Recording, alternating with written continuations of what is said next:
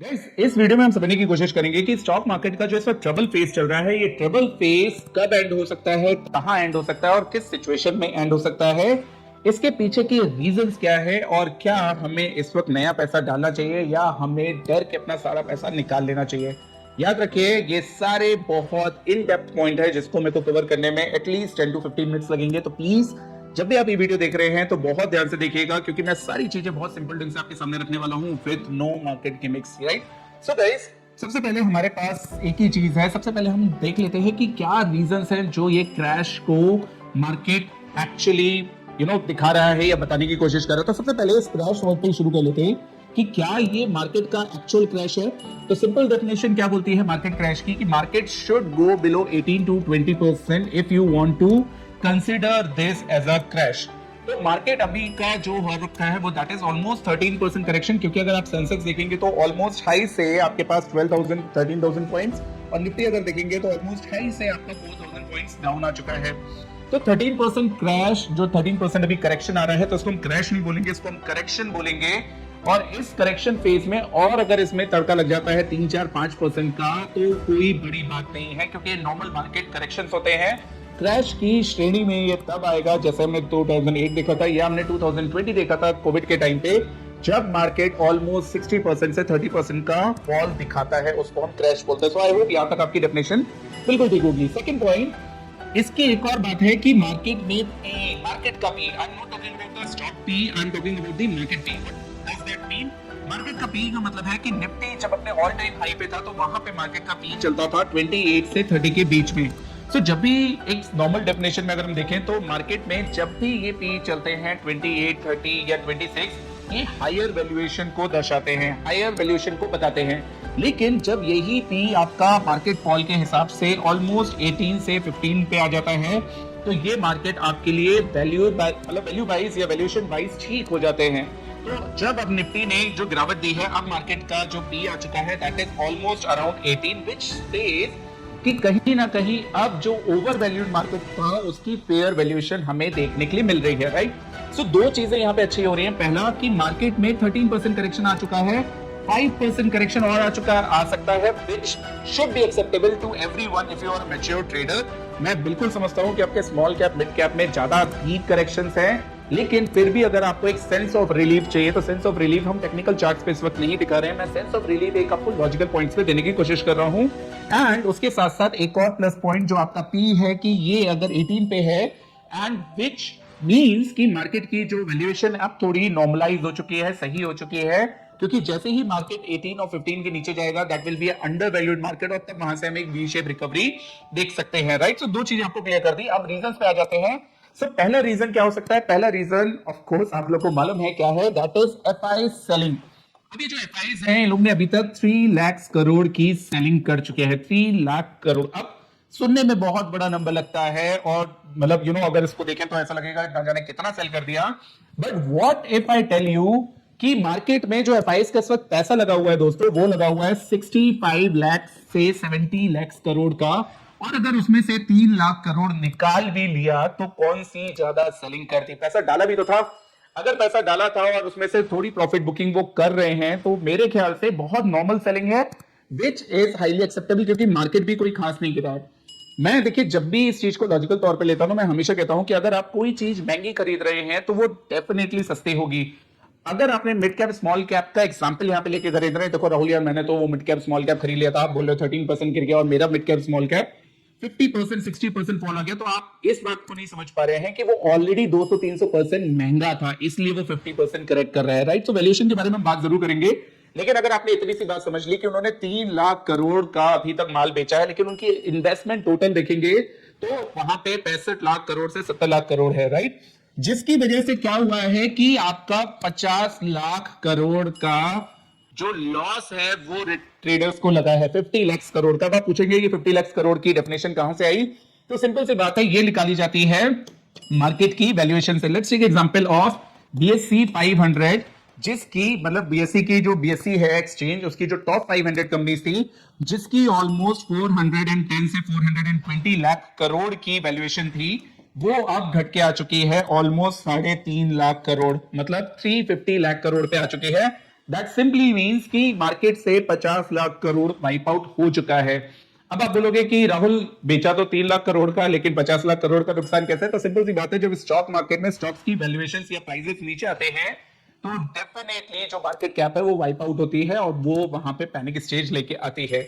तो अगर यहां तक बात ठीक है तो उसके बाद हमारे पास क्या रीजन है? दूसरे अगर हम रीजन पे आएंगे तो डेफिनेटली ये ट्रिपल टी फैक्टर, जो कि आपने काफी न्यूज में सुना होगा, Trump tariff and trade war, ये यहाँ पे चल रहा है जो मार्केट में अनसर्टेनिटी लेके आ रहा है। लेकिन मेरे हिसाब से ये कोई नई बात नहीं है, सबको मालूम था कि अगर ट्रम्प आ रहे हैं तो डेफिनेटली वहां पे कुछ ना कुछ मार्केट में हलचल मचती रहेगी और वो करते रहेंगे, उनका काम है।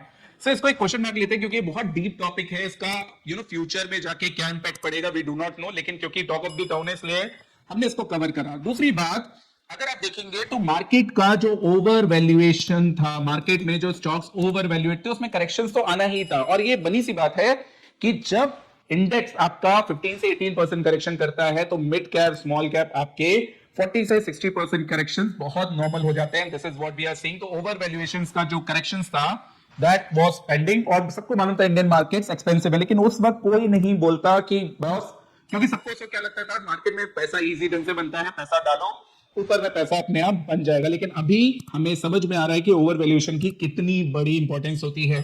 दूसरी बात, मार्केट में यूफोरिया फेस चल रहा था, जितने नए नए इन्वेस्टर्स और ट्रेडर्स आ रहे थे सबको ये लग रहा था पैसा बहुत इजी बन जाता है और मार्केट में आप पैसा डालेंगे और आगे बनता रहेगा। और this is not something new, क्योंकि हमने 2008 2020 में 2015 में ये सिनेरियोस देखे हैं। जब मार्केट ऊपर जाता है तो एवरीवन लाइक्स दैट, और खासकर जितने भी नए इन्वेस्टर्स होते हैं, जितने भी नए ट्रेडर्स होते हैं, उनको तो बहुत पसंद आता है और वहां पे जाके सारा खेल हो जाता है, which is extreme greed stress. देखिए इसी जगह पे मैं रोकूंगा अपने आप को और आपको कुछ दिखाने की कोशिश करूंगा। So will go on this. So if you will see this chart, so this is a market mood index which is like, अगर आप देखेंगे तो आप इसको देख सकते हैं जब आप कहीं पे भी मतलब गूगल पे सर्च करेंगे कि इंडियन मार्केट सेंटीमेंट इंडिकेटर क्या बोल रहा है। So this indicator is around the fear. अब नाउ अंडरस्टैंड वन थिंग कि ये जो फियर इंडेक्स दिखा रहा है, ये फियर इंडेक्स आपका एक्सट्रीम ग्रीड था, उससे घट घट के फियर इंडेक्स पे आ चुका है। अब फियर इंडेक्स क्या बताता है कि देखिए सिंपल से आपने सुना होगा कि मार्केट में अब सब लोग यहाँ पे एसआईपीज में बहुत ज्यादा फॉल आना शुरू हो गया है। दैट मींस कि जितने भी रिटेल ट्रेडर्स हैं अब उनको लग रहा है कि मार्केट में और गिरावट आएगी और अब वो एसआईपीज अपनी बंद कर रहे हैं। मैटर ऑफ द फैक्ट कि जितने भी कंपनीज के प्रमोटर हैं, जिनकी कंपनीज की वैल्यूएशन अच्छे हो चुकी है, वो बाय करना शुरू कर रहे हैं, लेकिन रिटेल ट्रेडर पैसा निकालना शुरू कर रहे हैं। तो इसका मतलब क्या हो गया? सिंपल सी बात है कि अभी मार्केट में फियर है और ये कहीं फियर आपका एक्सट्रीम फियर में चेंज हो गया तो definitely you should remember the words of mister Warren Buffett who said once कि अगर मार्केट आपका एक्सट्रीम फियर पे है, when everyone wants to sell then you have to buy. अब क्वेश्चन ये होता है बाय करें तो करें कैसे, क्योंकि मार्केट में किसी के पास पैसा नहीं है और ये मार्केट की नई कहानी नहीं है दोस्तों। जब भी मार्केट में क्रैश आता है लोग अपने आप को बचा तो लेते हैं कि चलो ठीक है यार स्टॉक पड़ा हुआ है, होल्ड कर लेते हैं, कभी ना कभी तो प्राइस आएगा। और आज भी ऐसी ऐसी कंपनीज हैं जो 2008 से अपने प्राइस तक नहीं लौट पाई हैं। लेकिन अब पॉइंट क्या है कि अगर आपको नया पैसा डालना है तो आपके पास नया पैसा है ही नहीं, कहां से पैसा डालेंगे? आपका ट्रस्ट जा चुका है, आपका कॉन्फिडेंस जा चुका है। अगर आप पैसा अरेंज भी कर लेंगे then you are having no idea कि पैसा डाले तो डाले कहां, क्योंकि हर कोई अब गिरने की बात कर रहा है, बढ़ने की तो कोई बात नहीं कर रहा है, क्योंकि आप सेल्फ डिपेंडेंट है नहीं, आपकी कोई टेक्निकल एनालिसिस खुद की नहीं है, कोई फंडामेंटल एनालिसिस नहीं, खुद की सोच नहीं है। लेकिन अगर कोई दूसरा बता रहा है तो उसमें कॉन्फिडेंस नहीं है। तो पैसा भी अरेंज है लेकिन कॉन्फिडेंस नहीं है, और कॉन्फिडेंस है भी तो पैसा नहीं है, दोनों चीजें चल रही है। तो लेकिन कुल मिला के दिस इज समथिंग गुड कि मार्केट का जो फियर इंडेक्स या जो मार्केट मूड इंडेक्स है, जिसको हम सेंटिमेंट इंडेक्स भी बोलते हैं, that is around the fear. और मार्केट का अगर एक्सट्रीम फियर की जोन पे आ जाता है तो समझ जाएगा that would be a good time. तो हमने तीन फैक्टर कब से बताए कि मार्केट में नॉर्मल करेक्शन 15 से 18% तक का होता है, which is like 5% away from the current level. Market का जो पी है वो पी के हिसाब से अगर आप देखेंगे तो 18 के पी पे मार्केट आ चुका है, एंड 18 के नीचे जब भी मार्केट जाता है that is a very liquidative P to buy, to start buying in the market. I am not saying a V shape recovery, no, because वो अर्निंग्स पे डिपेंड करता है, वो विजिबिलिटी पे डिपेंड करता है, वो जीडीपी पे डिपेंड करता है, वो रुपीस का जो क्रैश आ रहा है उसका फॉल कहां तक आएगा उस पर डिपेंड करता है। बट मैं आपसे क्या बोल रहा हूं कि आपके पास अगर एक फैक्टर है जिसको आप ढंग से समझना चाहो तो वो ढंग से क्या है कि मार्केट का सेंटीमेंट्स इंडेक्स, मार्केट का आपका पी, और मार्केट में आपका जो करेक्शन के परसेंटेज है वो आपसे कह रहे हैं कहीं ना कहीं यू शुड बी लाइक थमना चाहिए, थोड़ा सा आपको देखना चाहिए और यहां से सेलिंग की जल्दबाजी नहीं करनी चाहिए। If you have the money then definitely you should try to put in, right? यहां तक अगर बात क्लियर है तो वापस चलते हैं अपने वाले चार्ट पे, जहां पे ओवर वैल्यूएशन पे हम बात कर रहे थे. Let me put that again for you. जहां पे हम ओवर वैल्यूएशन पे बात कर रहे थे और ओवर वैल्यूएशन के बाद यूफोरिया पे बात हुई थी, उसके बाद हमारे पास और क्या क्या सेंटिमेंट्स आते हैं. Now if you will understand one thing कि यहाँ पे ऑप्शन ट्रेडर्स का भी काफी बड़ा हाथ है. ऑप्शन ट्रेडर्स, देखिए ये एक कैटेगरी होती है जब आप बहुत मार्केट में हाथ पैर मारते हैं और कोशिश करते हैं कि चलो यार कुछ नहीं, मार्केट गिर रहा है तो चलो हम ऑप्शन से पैसा कमाएं, किसी चीज से ही पैसा कमाएं, और फ्यूचर ऑप्शंस बनाए भी उसके जाते हैं. लेकिन ये जो टर्नओवर अभी तक रिटेल ट्रेडर्स दिखा रहे थे ऑप्शंस में, जिसकी वजह से रिटेल ट्रेडर्स का जो डेटा आ रहा था वो काफी डरावना था कि 91 से 93% रिटेल ट्रेडर्स पैसा खो रहे हैं. अब कहीं ना कहीं जाके वो रिटेल ट्रेडर्स शांत हुए थे क्योंकि सेबी ने बहुत सारे एक्शन लिए थे और उनका भी जो पैसा है वो कहीं ना कहीं थोड़ा बहुत मार्केट में आ रहा था. Now they are also in the panic stage. अब इसके बाद अगर हम इसमें पॉइंट्स ऐड करें तो डेफिनेटली हमारे पास और क्या है, हमारे पास यहाँ पे देखने के लिए है कि आपकी जीडीपी ग्रोथ, आपकी कंपनी की अर्निंग्स, आपका जो ये पूरा फैक्टर चल रहा है. क्योंकि अगर आपने लास्ट क्वार्टर देखा होगा, कंपनी की अर्निंग्स वर डाउन. इस क्वार्टर में अगर आप देखेंगे तो कंपनीज की earnings were okay, not that great. आने वाले टाइम की अर्निंग्स क्या हो सकती है वो बहुत कुछ डिपेंड करेगा मार्केट के मूवमेंट को.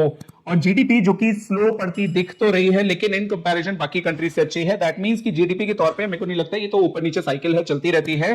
So you should not worry about GDP, you should not worry about जो आपकी अर्निंग्स चल रही, कॉर्पोरेट अर्निंग्स. सिर्फ आपका एक ही चीज का वरी हो सकता है, एंड दैट इज कि व्हाट इफ, मतलब अगर मैं आपको टेक्निकल टर्म्स पे समझाऊं कि अगर टेक्निकल टर्म्स पे मार्केट में आपके लिए लेट्स से 26,500 का हायर लेवल था और 26,500 से आपको क्या काउंट करना है, सिर्फ 18% आपको काउंट करना है कि कहां पर ये 18% आ रहा है. अगर markets let's suppose 22,000 is your 18% और 21,000 इज योर 18%, अगर मार्केट इन लेवल से नीचे जाता है तो somewhere we are in the panic stage. और फिर वहां से मार्केट में जो करेक्शंस आएंगे वो लार्ज कैप स्टॉक्स में हमें काफी देखने के लिए मिलेंगे. Mid cap small cap stocks की तो वैसे भी लगनी तय है, जो हो चुका है. लेकिन यहाँ इस रेंज तक आपको वेट करने के या आपको वेट करने के अलावा कोई आपके पास ऑप्शन नहीं है. क्योंकि अगर आप सेल करते हैं, आपके पास अच्छी कंपनी है, let's take example of Tata Motors. Tata Motors जैसा स्टॉक अगर आपके पास है और आप सेल करते हैं तो लेट्स से टाटा मोटर्स आपने बाय किया था 1300 पे और अब आप उसको सेल कर दोगे 600 पे, तो यू हैव टू पे, मतलब 1200 पे बाय किया था तो you have to actually book your loss of 50%. Now understand this thing, it's a quality company, right? Quality company with very quality management, high quality management. और यहाँ पे अगर आप 50% के लॉसेस बुक करेंगे तो डेफिनेटली आपसे बड़ा यहाँ पे मैंने, मतलब सॉरी टू से बट बेवकूफ नहीं होगा. रीजन बीइंग क्योंकि टाटा मोटर्स कंपनी अगर 600 पे आई है, now it is a cheap valuation, क्योंकि इसका जो पी है वो समवेयर अराउंड आ चुका होगा 5 से 6 के बीच में. और 5 से 6 के पी पे अगर आपको टाटा मोटर्स जैसी कंपनी मिल रही है जिसको आप मिस नहीं करना चाहते हैं, तो डेफिनेटली ये आपके लिए बाय के स्टेज होगी, ना कि सेल की. तो इसीलिए मैं आपसे बार बार बोल रहा हूं कि अगर आपके पास एक गुड क्वालिटी कंपनी है तो उसको होल्ड करिए. अगर आपके पास बैड क्वालिटी कंपनी है तो try to find out the reason either on fundamentals और ऑन टेक्निकल्स, जो कि आपको कॉन्फिडेंस देगा कि आपका प्राइस कहां तक गिर सकता है या आपके जो स्टॉक में जो भी आपने काम किया है उसकी वैल्यूएशंस कहां तक आ सकती है. अगर आपको कुछ भी मालूम है, नहीं मालूम है, तो डेफिनेटली अपने फाइनेंशियल एडवाइजर्स, अगर आपके कोई फाइनेंशियल एडवाइजर हैं तो उनसे सलाह लीजिए और जानने की कोशिश करिए. सो फॉर मी, अगर आप मेरे से पर्सनली पूछेंगे तो I am very confident that market is not going to go below 18%, right? 18% मतलब दैट इज एक्सट्रीम स्टेज जो मैं लेके चल रहा हूं. दैट मींस कि मार्केट हो सकता है 21,500 पे आ जाए या 22,000 पे आ जाए. मैं टेक्निकली आज बात नहीं कर रहा हूं, ज्यादातर आपने मेरे को टेक्निकल पे सुना होगा, मैं टेक्निकली बात नहीं कर रहा हूं. आई am just talking about the normal situation, right? And इसी पे एक और चीज था जो मैंने आप लोग के लिए लिखी थी, दैट इज मेरे को एक चीज से बहुत कंफर्मेशन आ रही है कि हर बार हमने देखा है, जैसे कोविड फॉल में भी देखा था और मतलब अभी भी हमें देखने के लिए मिल रहा है कि जब जब ये प्रमोटर्स अपनी बाइंग करते हैं ना, तब तब स्टॉक मार्केट में कहीं ना कहीं बॉटम बनने के रीजंस मिलने लग जाता है. ये देखिए, प्रमोटर बाइंग का मतलब ये कभी नहीं होता कि मार्केट यहां से स्ट्रेट फॉरवर्ड रिकवर कर जाएगा. Promoters have that kind of patience, क्योंकि उनका पैसा, वो जानते हैं उनका स्टॉक है, वो जानते हैं आज नहीं तो 6 महीने बाद बढ़ जाएगा. But you need to trust on their buying, क्योंकि उनसे अच्छा उनकी कंपनी के बारे में कोई भी नहीं जान सकता. So for me this promoter buying thing is very very positive. And also the P, and also आपके लिए यहाँ पे जो सेंटीमेंट इंडिकेटर है वो फियर की तरफ है. If it will go around the extreme fear stage, I will be the first one to put all my money in the stock market and wait patiently for next 6 to 7 months. लेकिन अगर believe करें तो आपके पास दूसरा कोई option है भी नहीं. यहाँ पे इस सेगमेंट में जो नेक्स्ट सेगमेंट मैं बताने जा रहा हूं, this will blow your mind. अब बात करते हैं आपके एज अ ट्रेडर रूट की, क्योंकि आपने ट्रेडिंग के पर्सपेक्टिव से कोई स्टॉक खरीदा होगा, अब वो जो 40% करेक्शन आ चुका है तो क्या करना चाहिए। इसीलिए दोस्तों सोचिए, मैं आपको हर बार बोलता हूं कि you should behave like an opportunist. अब अपॉर्चुनिस्ट का मतलब क्या हो गया कि स्टॉक मार्केट आपको एक्चुअली चांस देता है कि आप सेल करके बाय कर सकते हैं, which is in future and options.